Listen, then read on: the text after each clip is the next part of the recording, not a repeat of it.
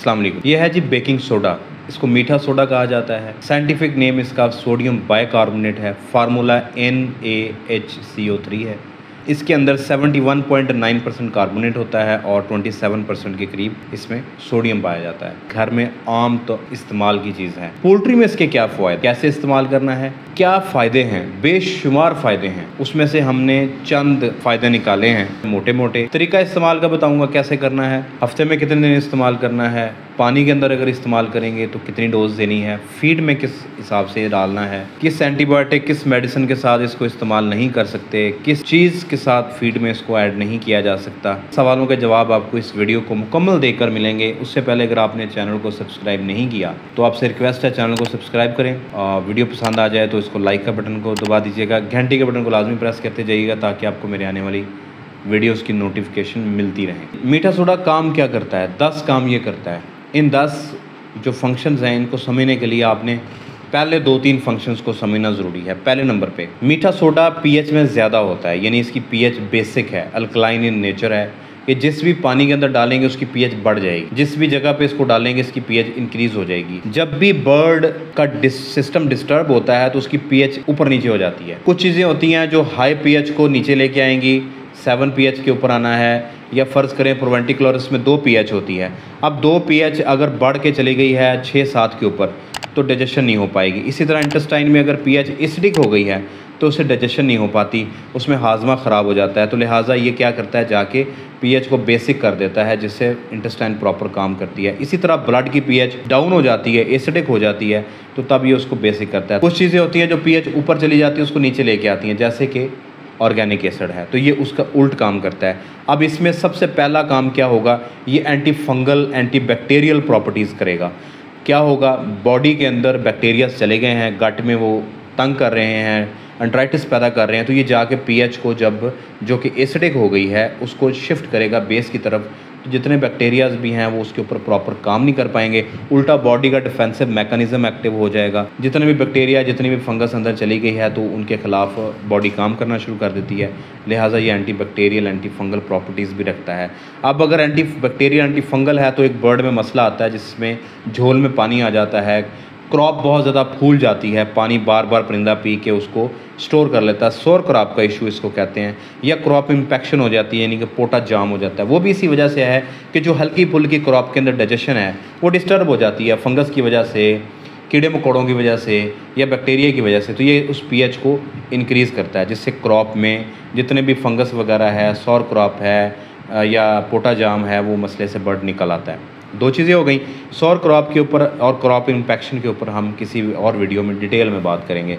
तो जब खुराक आगे बॉडी में जाती है वहाँ पे अब पीएच जो है, पीएच एसिडिक हो गई है, प्रॉपर एंजाइम्स काम नहीं कर रहे, प्रॉपर वहाँ पे गट के अंदर डाइजेशन नहीं हो पा रही, जिसकी वजह से बर्ड फीड भी ऑफ कर गया है, उसको फीड खाने में मज़ा नहीं आ रहा। तो ये जाके पीएच को दोबारा रिस्टोर करेगा, फीड इनटेक करेगा बर्ड, उसको भूख लगेगी, भूख लिवर काम करेगा, गैस्ट्रिक जूस आना शुरू हो जाएगा, एंजाइम्स काम करेंगे तो बर्ड की भूख बढ़ जाएगी, फीड इनटेक बेहतर हो जाएगा। तो ये फीड इनटेक के ऊपर भी काम करता है। अब जब डाइजेशन बेहतर होगी तो उसकी एब्जॉर्प्शन बेहतर होगी, ज़ाहिर है बॉडी इसके तमाम फंक्शन सही काम करना शुरू हो गए हैं, लिवर प्रॉपर काम कर रहा है, जितना भी जूस आ रहा है जिसके अंदर एंजाइम्स हैं, ट्रिप्सिन है जिसके अंदर एंजाइम्स हैं, वो आके डाइजेशन प्रॉपर कर रहे हैं, आगे एब्जॉर्प्शन बेहतर हो रही है, क्योंकि जो बैक्टीरियाज जो फंगस उसको प्रॉब्लम कर रही थी, एब्जॉर्प्शन को एंट्राइटिस काज कर रही थी, वो अब गायब हो चुकी है, वो ख़त्म हो गई है। तो लिहाजा एब्जॉर्प्शन बेहतर होगी, जब एब्जॉर्प्शन बेहतर होगी तो आपके बर्ड की FCR बेहतर होगी। तो लिहाजा ये देखें, ये इसका चौथा काम है कि ये आपके बर्ड की FCR को बेहतर करेगा।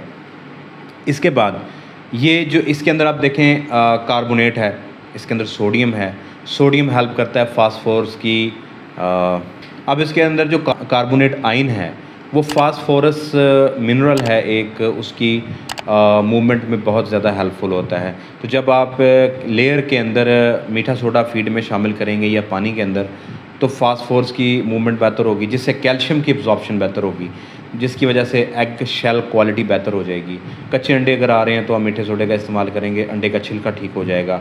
इसी तरह अगर बर्ड लंगड़ा हो रहा है तो उसमें आप मीठा सोडा इस्तेमाल करेंगे तो बर्ड आपका लंगड़ा होने से बच जाएगा। फिर एक काम ये करता है, जब फीड की अब्जॉर्प्शन बेहतर होती है तो वाटर कंजप्शन बेहतर हो जाती है। शेडों के अंदर से बहुत ज़्यादा स्मेल आ रही होती है, जिनके पंखे आबादी की तरफ है उनको अक्सर शिकायत मिलती है, या घरों के अंदर डब्बों के अंदर से बड़ी स्मेल आती है। लोग मुझे कहते हैं जी हमारे परिंदे बहुत ज़्यादा स्मेली पूप करते हैं, उसके लिए भी मीठा सोडे का इस्तेमाल बड़ा ज़रूरी है। अब मीठा सोडा अगर आप इस्तेमाल कराते हैं, जो अमोनिया प्रोड्यूसिंग बैक्टीरियाज़ हैं वो उनकी ग्रोथ को ये रोक देता है। गट के अंदर बैठे होते हैं, वो अमोनिया पैदा नहीं होता तो स्मेल पैदा नहीं होती। अच्छा, अमोनिया एक और काम भी करता है, बम्बल फुट डिजीज़ इसको कहते हैं, इसको चांदी कहते हैं जी। परिंदों के पर जो है पक्के फ़र्श पे रखे हों या कच्चे फ़र्श पे, बार बार अमोनिया जब ज़्यादा आ रहा होता है बीट के अंदर तो परिंदों को पैर गलना शुरू हो जाते हैं, जिसे हम फुट जो बम्बल फुट डिजीज़ है या चांदी है उससे भी परिंदा आपका बच जाएगा, क्योंकि अमोनिया पैदा करने वाले बैक्टीरिया उसको मीठा सोडा रोक देगा। स्मेल भी नहीं आएगी, बीट के अंदर बैक्टीरियाज भी नहीं होंगे, जिससे इन्फेक्शन भी नहीं होगी। असाइटिस का मसला होगा तब भी आप बर्ड को मीठा सोडा दे सकते हैं, क्योंकि ये जाके किडनीज़ की इन्फ्लेमेशन को कम करता है, किडनीज़ के फंक्शन को रिस्टोर करने में हेल्प करता है, ब्लड की पीएच बेहतर करता है, जिससे किडनी अपना काम सही करता है। किडनी का काम शुरू होगा तो वाटर जो बॉडी के अंदर जमा हो रहा है वो बॉडी से बाहर जाना शुरू हो जाता है, जिसकी वजह से असाइटिस का मसला हल हो जाता है। अब मोस्ट इम्पॉर्टेंट काम जो आजकल प्रॉब्लम चल रही है, हमने पेपर तैयार किया हुआ था सर्दियों का, हमने अपने फ़ैन की सेटिंग्स इस तरह से की थी, मोटर की सेटिंग इस तरह से की थी पैड वाली, लेकिन अचानक से गर्मियाँ आ गई हैं। गर्मियाँ जाते जाते अपना पर्स भूल गई हैं या पता नहीं क्या भूल गई हैं, वापस आ गई हैं। अब तैयार माल 28 दिन से ऊपर मालों के अंदर मोर्टेलिटी होना शुरू हो गया है, ओपन शेड के अंदर भी मोर्टेलिटी होना शुरू हो गया। तो टाइम क्योंकि हवा की बिल्कुल क्रॉसिंग नहीं हो रही, इसकी वजह से जब हीट होती है तो एक हॉट एज़मा पैदा होता है, बर्ड ऑक्सीडेटिव स्ट्रेस में चला जाता है। जब ज़्यादा मुंह खोल के सांस लेता है तो कार्बन डाइऑक्साइड बॉडी से बाहर ज़्यादा जाती है, जिसकी वजह से ब्लड की पीएच एसिडिक हो जाती है। तो जब एसिडिक होती है तो फिर नए सिरे से वो तमाम चीज़ें शुरू हो जाती हैं, एंजाइम्स काम नहीं करेंगे, टिश्यूज़ के अंदर प्रॉपर ऑक्सीजन नहीं जा पाएगी, लिवर नहीं काम करेगा, डाइजेशन नहीं हो पाएगी, फीड इनटेक बेहतर नहीं होगा, ऑटो इम्यून सिस्टम एक्टिव हो जाएगा, बर्ड स्ट्रेस में जाकर बैठ जाएगा। अल्टीमेटली जब वो बैठेगा तो हवा ऊपर से गुजरती रहेगी, नीचे वो मर जाएगा, वो क्लोस्ट्रीडिया का शिकार हो जाएगा, जो कि ऑक्सीजन की गैर मौजूदगी में पलता है। सफोकेशन के बाद वो बर्ड मर जाएगा। तो आपने मीठा सोडा इस्तेमाल करवाना है स्पेशली सुबह के टाइम, ताकि सुबह वाली फीड में दे दें या सुबह के पानी में दे दें, ताकि दोपहर के टाइम आपके ब्लड की पीएच बेहतर रहे। ब्लड और इंटेस्टाइन की अंतड़ियों की पीएच बेहतर रहेगी तो बर्ड ऑक्सीजन की कमी का शिकार नहीं होगा, बर्ड स्ट्रेस में नहीं जाएगा, ढीला नहीं होकर बैठेगा, एज़मा का शिकार नहीं होगा। तो ये हीट स्ट्रेस के अंदर बहुत ज़्यादा हेल्पफुल है। ये चंद एक काम है जो मीठा सोडा करता है, बड़े ही इंपॉर्टेंट काम है। आजकल के मौसम के लिहाज से मीठे सोडे का इस्तेमाल बड़ा ही ज़रूरी हो गया है शेड्स के अंदर, और आप फीड में इस्तेमाल कर सकते हैं, पानी में इस्तेमाल कर सकते हैं। कैसे इस्तेमाल करना है, ये दो तरह से आप इस्तेमाल करा सकते हैं, पानी में और फीड में। पानी के अंदर आप 1 ग्राम 3 से 4 लीटर में देंगे।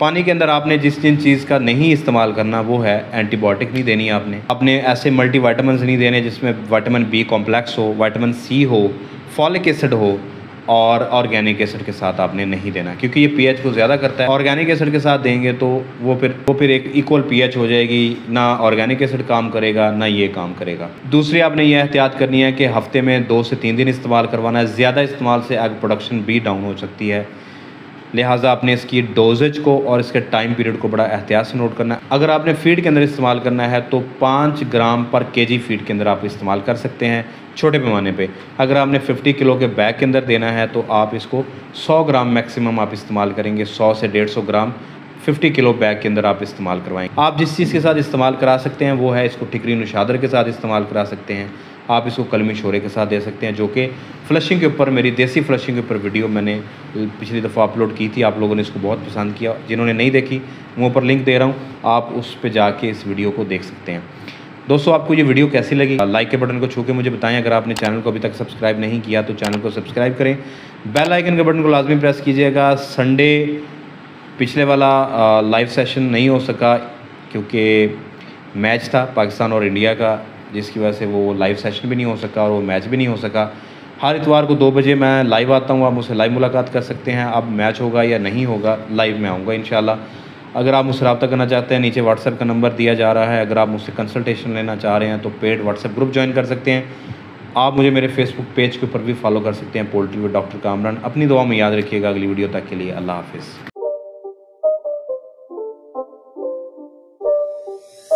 start again. It's a rich thing.